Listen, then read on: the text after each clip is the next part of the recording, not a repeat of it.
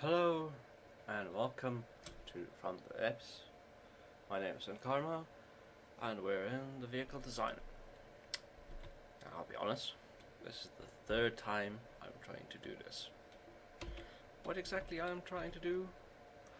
Well, I am trying to make a tutorial of sorts. Kind of tutorial. Well, I would like to teach you all how to make an aircraft. Quite simple aircraft. Through the basics you need to this. This will be only basics. I might make another video with some more advanced things. But first, basics. Let's start building a bit of a body out here. I'm not going to make it very big. Put a mirror line here. Cut.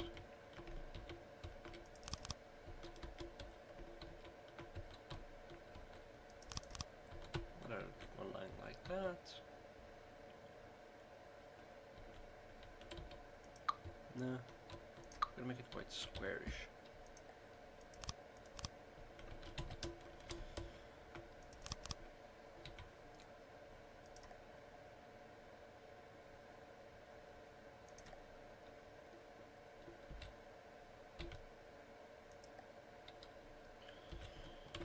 Now,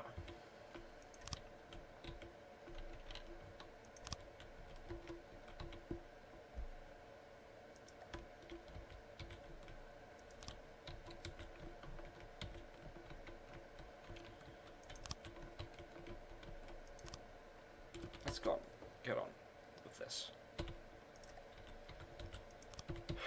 Building an aircraft is quite simple if you follow these simple steps. You need to balance the center of thrust behind the center of mass, while keeping the center of lift also behind the center of mass. If you don't know what the center of mass is, then you press P, and then we will see here in the middle of the ship is this little weight with 6 arms. This is your center of mass. It's important to keep this in note, because as everything affects your center of mass, it will shift around, so you will have to place your engines at different places in order to keep your plane stable.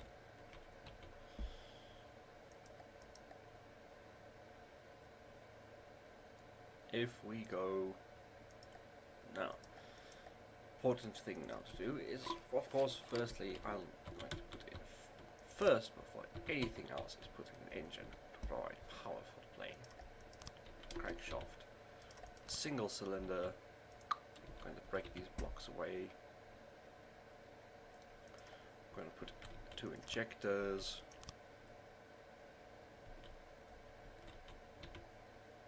And of course we're going to put 2 exhausts. We'll make it 3, just because we can.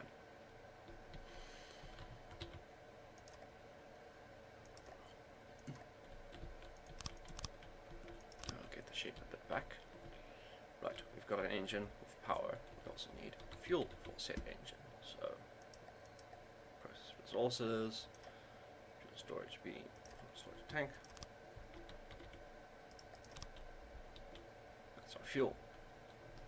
Next, we will have to place in ammo, because we are making a plane. We will need to actually have ammunition, fire weapons. We'll put in 2 ammo crates. Then we need an AI to fly this plane. AI mainframe. Put it there. Front and back. Aerial AI. Perfect.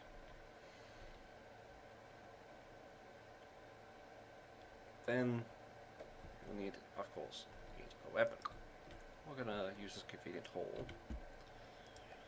We're going to put in local weapons controller. Disconnect it there. Put simple weapons, autocannon, put there.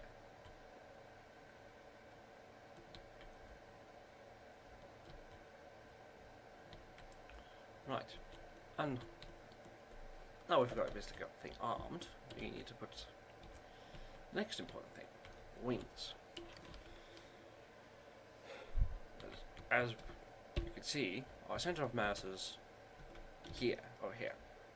Our plane is quite simple, so it hasn't moved around a lot. It doesn't have any excessive loads on top or below. It's just really bare bone, simple plane. Now we're going to, of course, put wings. Further show where we know what the center of mass is.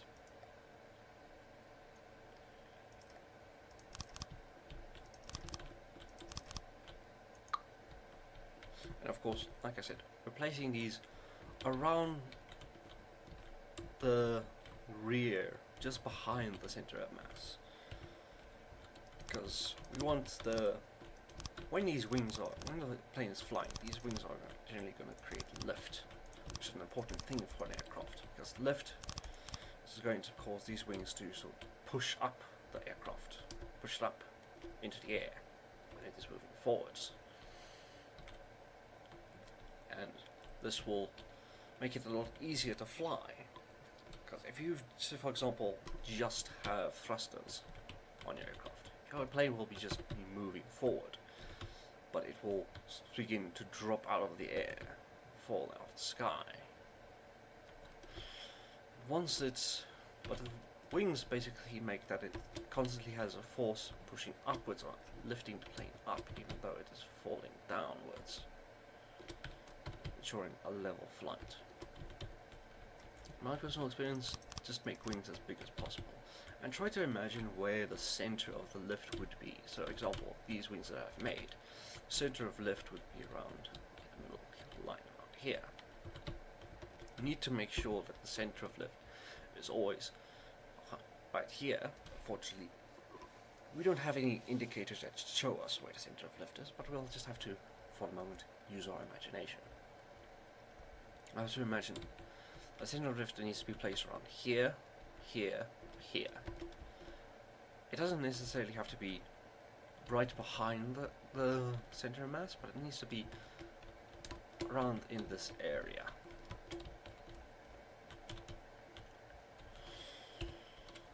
Now, next thing we need to do is make sure our plane can flip around.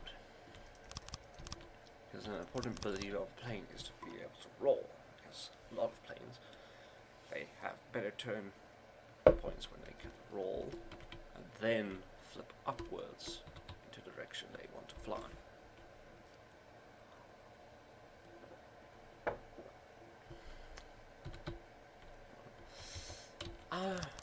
Now, the further out these ailerons are from the center of mass, the faster the plane can roll. Of course, the faster you're going, the faster it's also going to turn. I'm going to give it quite a lot of ailerons to ensure that we have a fast turn speed. Next, we need the tailplane. Probably the very important thing. That allows us to yaw and pull up.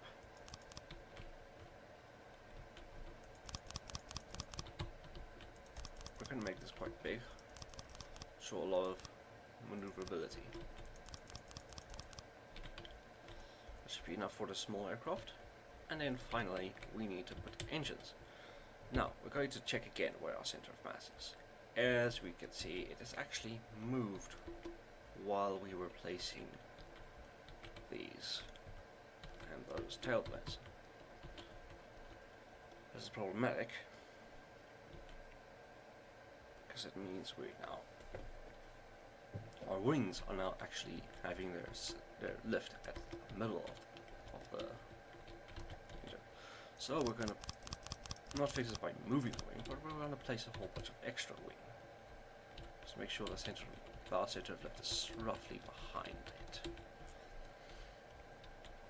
Now, engines. Here comes the most important part. you have to pay the most attention. We're going to use simple jet engines because we're using a fuel engine to produce energy. Now,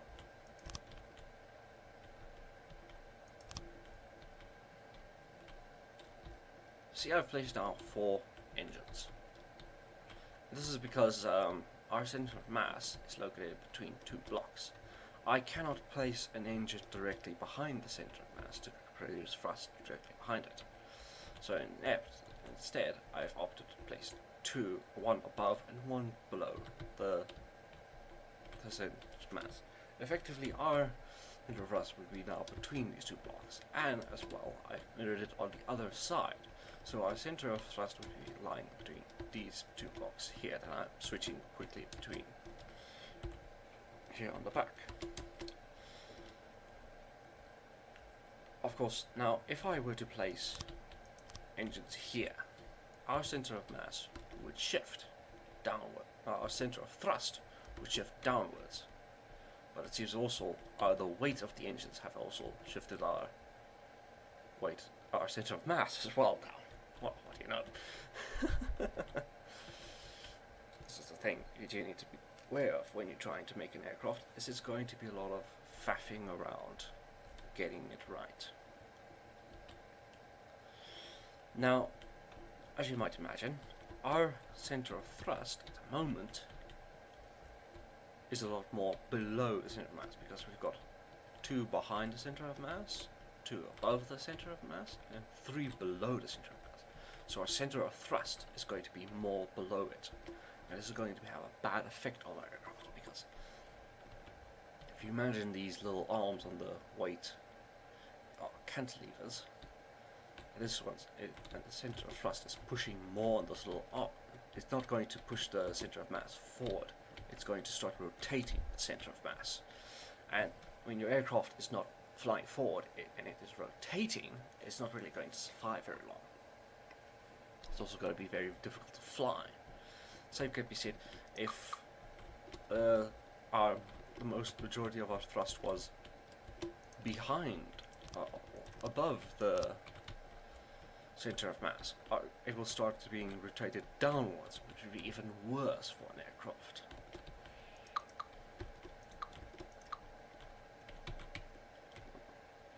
But now that's the basics of how to construct your plane. If you apply these knowledges to a larger plane, you should be able to get it working.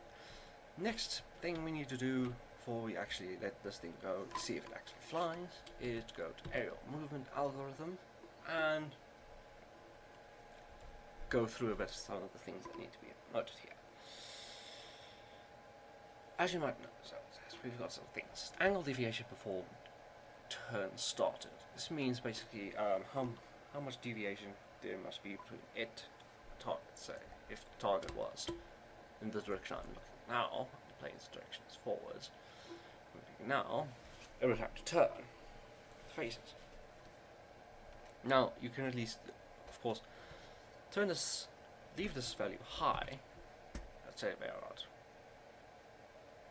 50, angle deviation before turn start at 50, meaning if a target is in this direction, it will keep its general direction. This is usual when you are making a missile-armed aircraft that doesn't need to stay on target, it just needs to be generally pointing in the direction of the enemy to fire its missiles, and the missiles will do the final aiming itself. But if you're like this aircraft here, armed with a cannon, you will need to be more precise so the cannon can fire at the enemy, and that's where we have to put this on lower. Angle deviation turn started 1. I'll say 1. So if it's a 1 degree difference, 1 and a 1 degree, it will turn to get it straight lined up again. This can also have a negative effect, as your aircraft will spend more time turning than actually fighting the enemy, in my opinion. So generally, if you do not need your aircraft to be dead on target, leave this higher. Now, angle deviation before we roll the turn. Well, basically this means when it will use these ailerons to roll the plane around. Let me see if I can do this.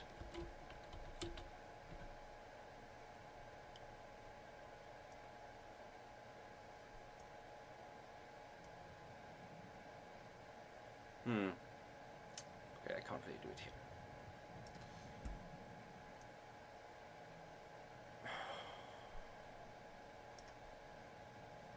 Never mind.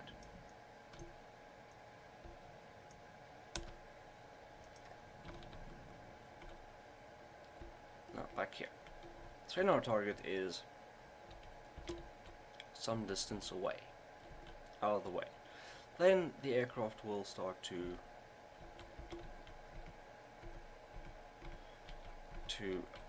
have a bit of problems to getting is locked on, because the general rule of aircraft, especially ones with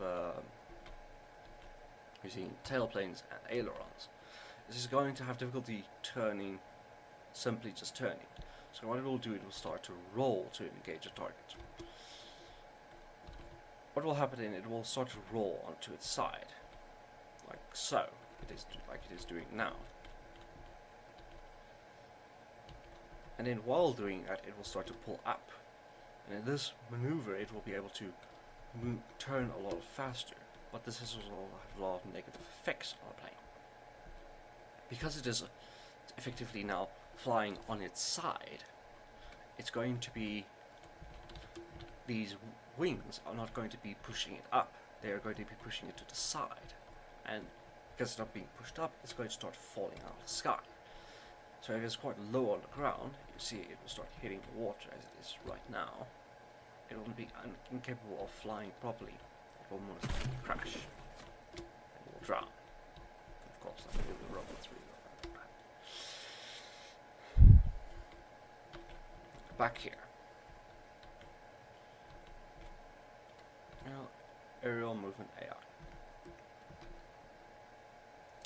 Slipping off slowly. Ponderously.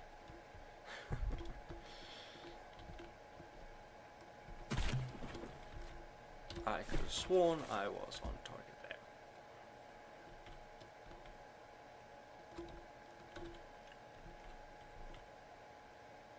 No, that's the explanation for. Alright, let's pull this thing a bit back. So we can start working on it again. Now, you've got all this worked down. Now, so I think really it should be more of a 45-degree angle, where it should start rolling to turn. Now, here comes the next part, the most important part.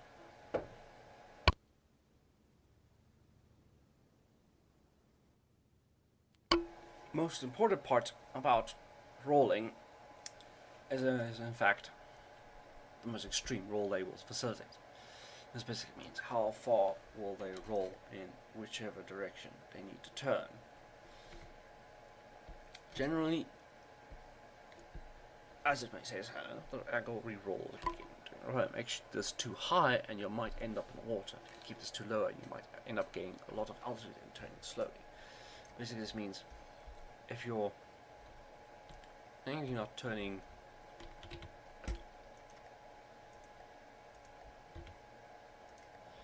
maybe you're not turning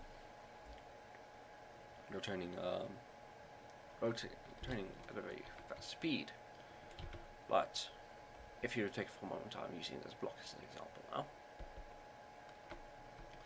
you maybe rotate to the side and then pull up. But of course, if you're not turning enough, you'll just end up going upwards in your attempt to do a roll turn, which won't work at all. But if you if your roll is too much and you end up going downwards to roll, then you'll most likely end up into the water.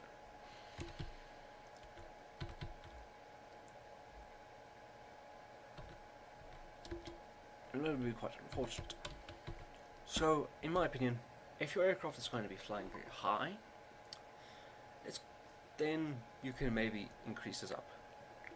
Because then it would be a bit much of a problem if it was rolling upside down and flying upside down for a moment to do a turn.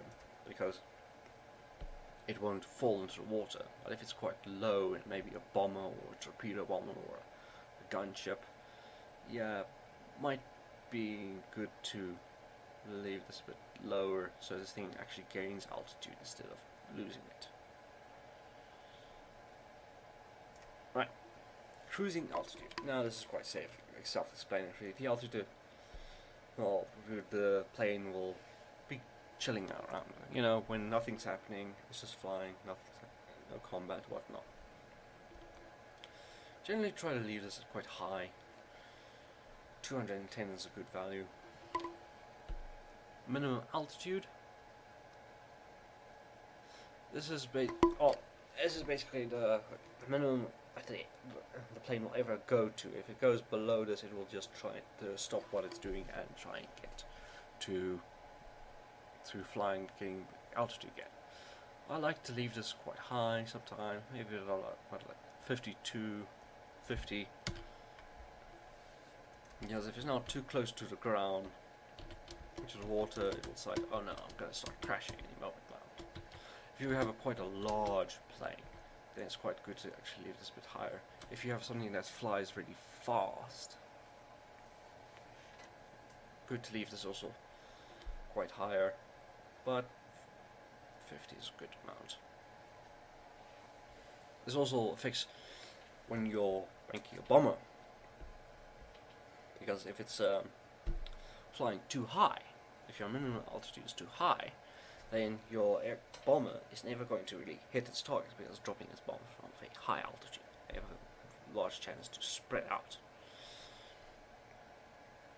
Now, so probably good to leave it low, but if you start encountering very big enemies, like a very tall ship, your plane might very well crash into the enemy. And next to the attack runs. This is beyond which we begin attack run.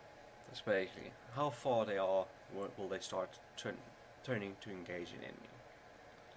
If you've got a fighter engaging aircraft, it's sort of good to leave this low. But if you've got a nice fast aircraft, it's very fast, good to leave this high. Because then your aircraft might see the enemy, be from far away, can zoom in, fire, break off, turn around, go back. And this will make them a very hard target to hit, and of course much more survivable. But if you're not, this doesn't really matter. If you're not very slow, this is just going to be your death, because it's going to spend a lot of time flying away, and it's going to die. So most combat happens between 0 and about 500. At 500, enemy's guns aren't really going to be able to hit you very accurately, or missiles, for that matter. So we're going to say, for this aircraft, this is a gun-on ship, about 200. This would be below which we abort attack. This basically means how close will they reach the enemy before they decide, oh no, I might crash. Now certainly if you have a slow aircraft, you can maybe leave this a bit lower level. But if you have a very fast aircraft, you will need to leave this up. And the reason for that is because you want to be able to have the aircraft identify it's going to crash. Start rolling and pulling up, so it can get away from the target before it hits, crashing into it. This is not a very fast aircraft. We're not really fighting very big enemies, so we're going to leave it at 50.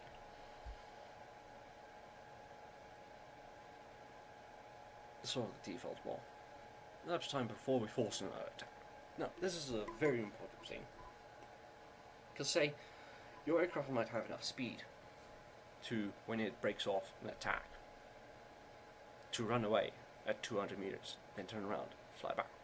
But what if it's an enemy fighter who's able to keep up with you, close the distance, even though you're flying away from them? This means you'll be infinitely flying away, trying to get back to your 200-meter distance from the enemy, while they're still catching up to you. That's why you have another forced attack, because now you are being chased. After about, say, for example, 10 seconds, it will check. By 10 seconds, I'm still not away 200 meters away from the target. They are obviously following me. I will turn around and try to do an attack run. I'm thinking, if you do make a fighter, and you probably want to leave this quite low, because then you want it constantly. You don't want it to ever to retreat. It needs to be going straight for that target every time. But something that actually has to fight ships and whatnot, and then starts getting assaulted, needs to pull back. I think it increases. And of course, if this is a type of aircraft that needs to completely ignore aircraft and just go for ships, might be interesting to just leave this entirely, so it will just focus on going beyond the distance, and then returning around, going back when it reaches 50, turning around again, going away to 200, and never at any time forcing another attack run after some time. And that's the basics of aircraft. I do want to just go one last thing before we do send this thing loose.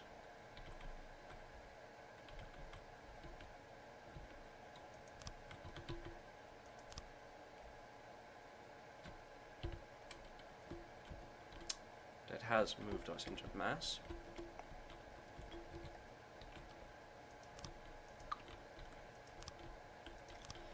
I want to readjust. This is another thing I should tell you. When you're making an aircraft, you're going to be spending a lot of time fiddling around with it. Multiple times. This aircraft is pretty much ready and to go. We'll just make sure that the cannon fires. Cannon fires. And of course, now to bring it out, hold elevation, make sure it's pointing upwards. Alright. Here comes the big moment. Test flight. Release dock. And off it goes.